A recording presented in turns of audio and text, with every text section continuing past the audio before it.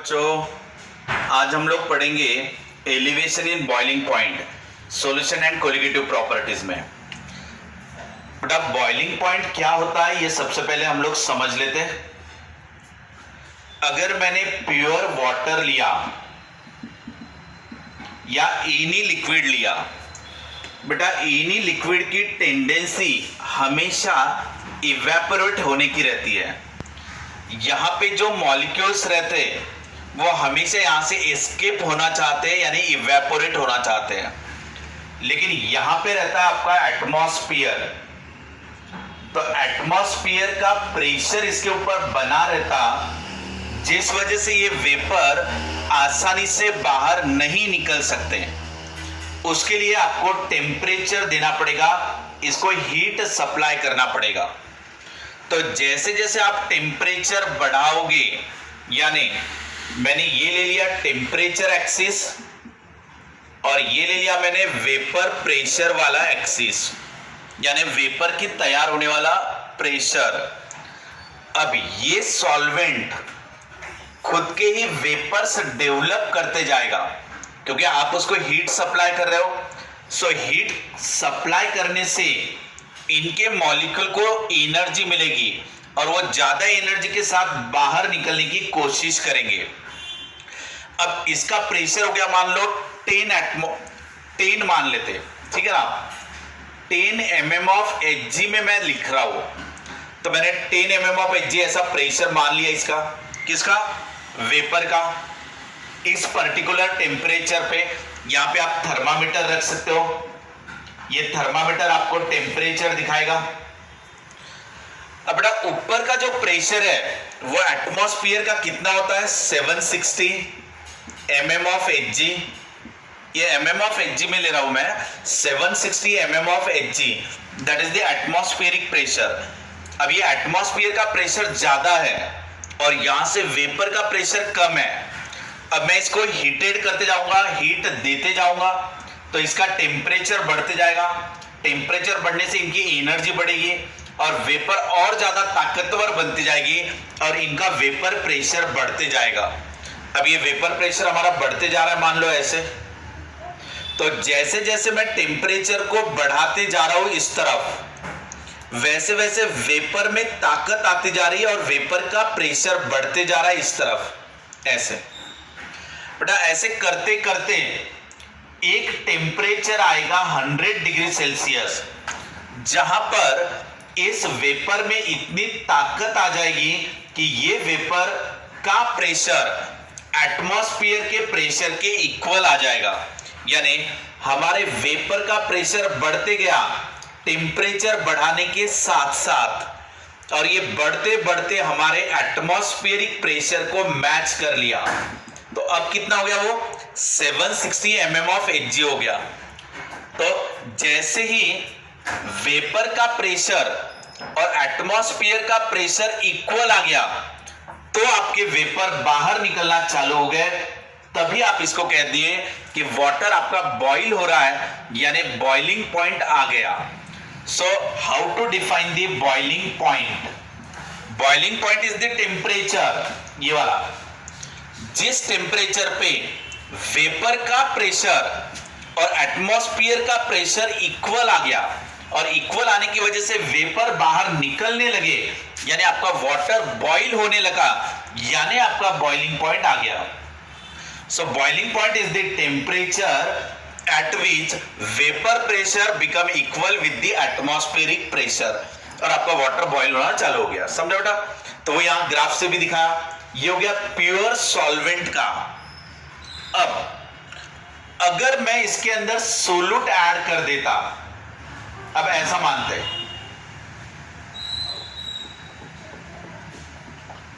अगर मैंने इसके अंदर सोलूट ऐड कर दिया,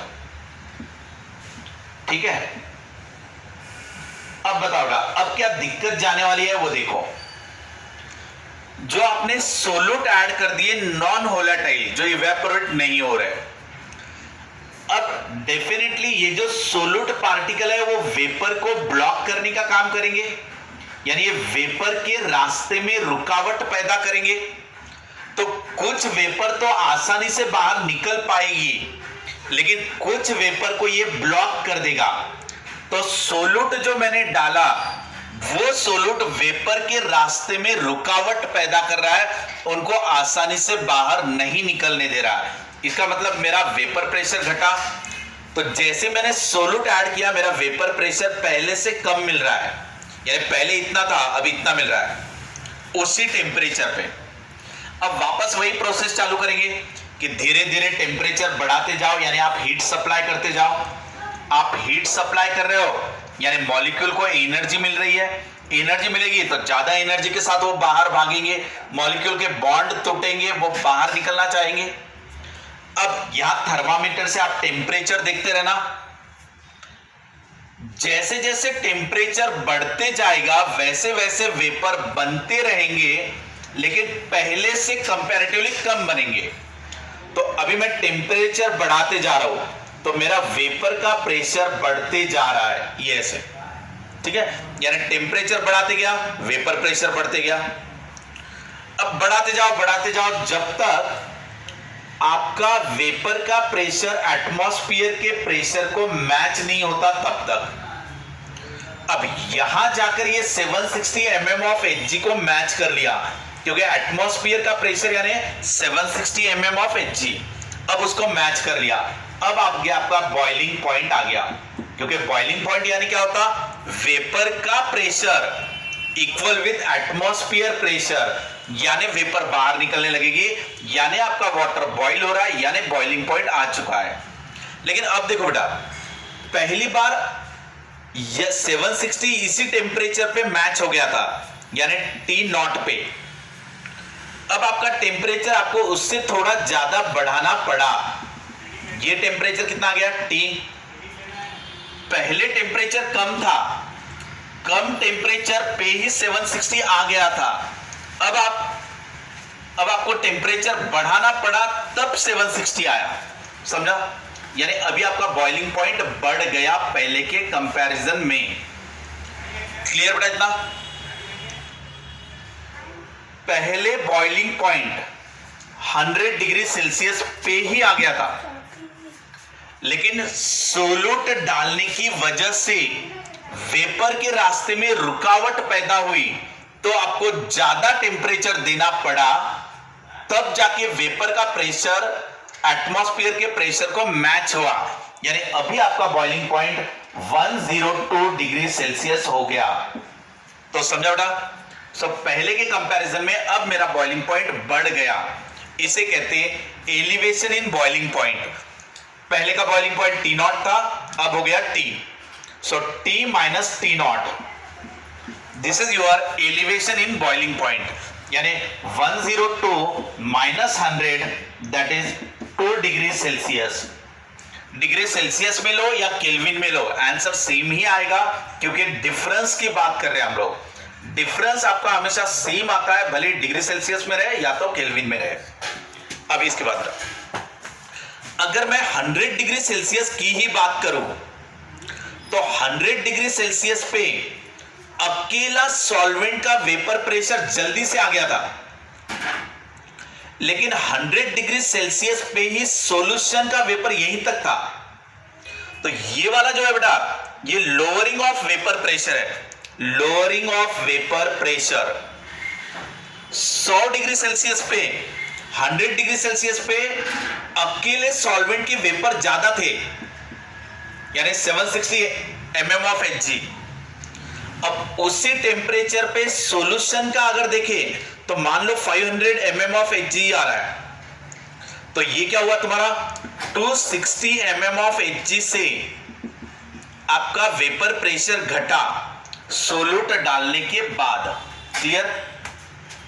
आपको ऐसे ग्राफ समझ में आना चाहिए। ये हुआ कि बॉइलिंग पॉइंट कितने से चेंज हुआ, delta T elevation in boiling point, और ये हुआ आपका relative lowering of vapour pressure.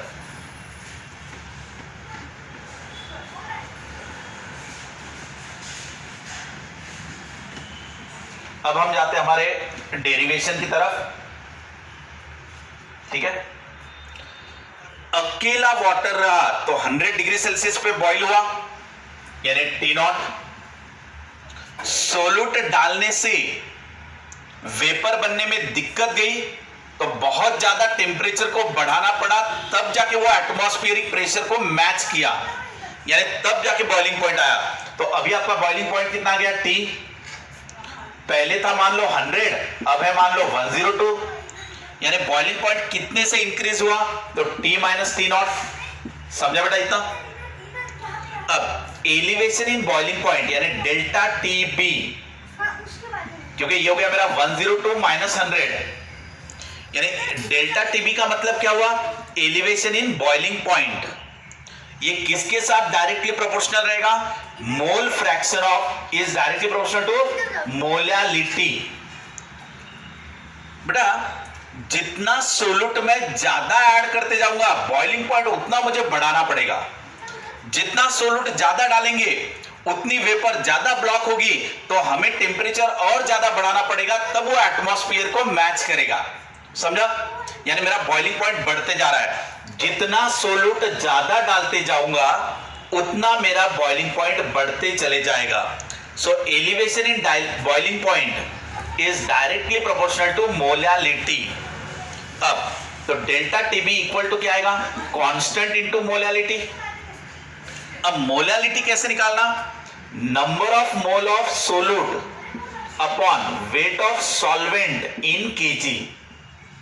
ठीक है बेटा? So elevation in boiling point is directly proportional to molality. So यहां पे कांस्टेंट इनटू मोलालिटी आ जाएगा। और मोलालिटी कैसे निकालोगे, number of mole of solute, ये सोल्यूट है, divided by weight of solvent यानी A इन केजी। अब इसको आगे सिंप्लीफाई करते हो बेटा, therefore delta TB equal to constant into number of mole कैसे निकालोगे, given weight upon molecular weight, और ये weight of solvent in kg. ये आपका फॉर्मूला हो गया, इसके ऊपर आप न्यूमेरिकल सॉल्व कर सकते हो। अगेन बेटा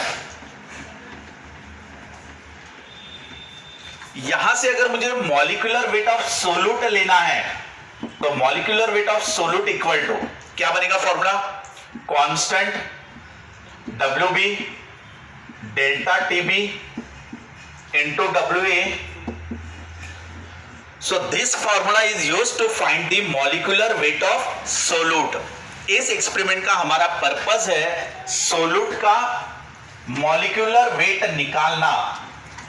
कैसे रहेगी न्यूमेरिकल्स, यहां देख लेते हैं। ये देखो बेटा, पहले मैंने वाटर लिया या इनी सॉल्वेंट लिया। सॉल्वेंट का वेट मुझे पहले से ही पता है क्योंकि मैंने वो खुद लिया हुआ है। अब मैं मान लो इसको 200 ग्राम ले लेता हूं। सॉल्वेंट यानी वाटर या एनी लिक्विड वो हम ही ले रहे हैं, तो हमने वो 200 ग्राम गिन के ले लिया, इसमें ले लिया, केजी नहीं है ये ग्राम है। क्लियर? तो weight of solvent is known to you. अब इसको बॉइल कराया, ठीक है बेटा, और थर्मामीटर से उसका टेम्परेचर गिन लिया, जैसा बॉइलिंग पॉइंट कितना आ रहा है वो हमने गिन लिया, जो भी आएगा वो, ठीक है ना, या तो 100 डिग्री सेल्सियस या जो भी आपका आंसर आएगा वो। थर्मामीटर ने आपको बॉइलिंग पॉइंट दिखा दिया। बॉइलिंग पॉइंट यानी जिस समय यहां वेपर निकलना चालू हो गई, जब आपके वेपर निकलना चालू हो गई, ये एटमॉस्फेयर को ओपन है, जब आपके वेपर निकलना चालू हो गई तब थर्मामीटर का रीडिंग देख लेना, तो आपको बॉइलिंग पॉइंट मिल जाएगा। इसके बाद क्या करना, गिन के सोल्यूट ले लेना। अब मैंने वेट ऑफ सोल्यूट मैंने बराबर मान लो 12 ग्राम ले लिए, तो सोल्यूट मैंने गिन के ले लिया और उसको इसके अंदर डाल दिया। अब ये सोल्यूट डाल दिया आपने यहां, फिर इसको वापस से हीट देना चालू कर दो। वापस से हीट देना चालू कर दिया। कब तक हीट देते रहोगे, जब तक वेपर बाहर नहीं निकलती तब तक। जिस समय वेपर बाहर निकलने लगी यानी बॉइलिंग पॉइंट आ गया, तो उस समय जो टेम्परेचर है उसको गिन लो। फॉर एग्जांपल वो आ गया मान लो 103 डिग्री सेल्सियस या जो भी आएगा वो ले लेना। तो बेटा बॉइलिंग पॉइंट पहले का आपने गिन लिया, सोल्यूट डालने के पहले का बॉइलिंग पॉइंट थर्मामीटर से, सोल्यूट डालने के बाद का टेम्परेचर भी गिन लिया, बॉइलिंग पॉइंट। बॉइलिंग पॉइंट यानी जिस समय वेपर निकलेगी तब का। सॉल्वेंट भी गिन के आपने ले लिया, सोल्यूट भी गिन के आपने ऐड किया। तो ये सभी चीजें आपको इजीली नोन हो गई अभी। और कांस्टेंट आपको चार्ट में दिया रहता है, पता रहता, तो ये सभी की सभी वैल्यू आपको पता है, तो आप मॉलिक्यूलर वेट ऑफ सोल्यूट निकाल लोगे। अगर मान लो इसका आंसर आ रहा होगा 24 ग्राम, अगर इसका आंसर आया बेटा 24 ग्राम, तो आप समझ जाना कि हमने जो सोल्यूट ऐड किया था वो हमारा मैग्नीशियम था। अगर मेरा आंसर 27 ग्राम आ गया, तो आप समझ जाना कि जो सोल्यूट हमने डाला था वो एल्यूमिनियम था। तो हमने जो सोल्यूट ऐड किया उसका मॉलिक्यूलर वेट निकालने के लिए इसका इस्तेमाल होता है। दूसरी चीज बेटा, बॉइलिंग पॉइंट आपका लिक्विड की प्योरिटी चेक करता है। वाटर आपका प्योर है या नहीं है, वो कैसे चेक करोगे? अगर आपका वाटर एग्जैक्ट 100 डिग्री सेल्सियस पे बॉईल होने लगा, यानी थर्मामीटर डाल देना, 100 डिग्री सेल्सियस दिखेगा, और उस समय अगर वाटर बॉईल हो रहा है, उसके वेपर निकल रहे हैं, तो आपका वाटर समझ लेना प्योर है। लेकिन थर्मामीटर डालने के बाद, पानी में थर्मामीटर डाल दिया और थर्मामीटर में देखा आपने कि 102 या 103 या 104 डिग्री सेल्सियस आ रहा है, और तब आपका वाटर बॉईल हो रहा है। जब वाटर बॉईल हो रहा है, वेपर निकल रही है, तब आपका टेम्परेचर अगर 100 से ज्यादा दिखा रहा है, तो आप समझ जाना कि इसके अंदर कोई ना कोई सोल्यूट मिक्सअप किया हुआ है, यानी ये प्योर वाटर नहीं है। तो किसी भी सॉल्वेंट को प्योर है या नहीं है वो चेक करना है, तो उसके लिए बॉइलिंग पॉइंट चेक करना एक क्राइटेरिया है। तो अगर बराबर 100 डिग्री सेल्सियस पे ही बॉईल हो रहा होगा तो वाटर प्योर है, अगर ज्यादा टेम्परेचर पे बॉईल हो रहा होगा तो समझ जाना कि ये प्योर नहीं है, इसके अंदर कुछ ना कुछ सोल्यूट ऐड किए हुए हैं। नेक्स्ट बेटा, अगर मान लो सॉल्वेंट के मॉलिक्यूल टाइटली बाउंडेड है, अगर force of attraction between their molecule is strong, तो ये जल्दी से इवेपोरेट नहीं होगा, बॉइलिंग पॉइंट बढ़ेगा। मॉलिक्यूल अगर लूजली बाउंडेड है तो इजीली वेपराइज होंगे, बॉइलिंग पॉइंट आपका घटेगा, कम टेम्परेचर पे ही इवेपोरेट हो जाएगा। मॉलिक्यूल स्ट्रांगली बाउंडेड है तो ज्यादा टेम्परेचर बढ़ाना पड़ेगा, तब जाके वेपराइज होगा। क्लियर? इसके अलावा अगर एटमॉस्फेयर का प्रेशर की वैल्यू बढ़ गई तो भी बॉइलिंग पॉइंट बढ़ेगा। एटमॉस्फेरिक प्रेशर की वैल्यू घट गई तो आपका बॉइलिंग पॉइंट घट जाएगा। 3 चीजें आ रही बेटा, सोल्यूट डाला तो भी बॉइलिंग पॉइंट बढ़ा, मॉलिक्यूल अगर स्ट्रांगली बाउंडेड रहेंगे तो उसका बॉइलिंग पॉइंट ज्यादा रहेगा, अगर ऊपर से एक्ट होने वाला प्रेशर ज्यादा रहा तो फिर बॉइलिंग पॉइंट बढ़ेगा, प्रेशर घटेगा तो बॉइलिंग पॉइंट बहुत जल्दी आ जाएगा। समझ में आ रहा है?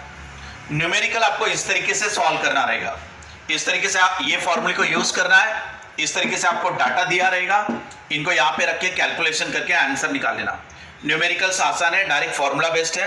अगर आपको कंसेप्ट समझ में आ चुके हैं, ये डेरिवेशन की आप प्रैक्टिस कर लेना, ठीक है, तो न्यूमेरिकल आपके आसानी से सॉल्व हो जाएंगे।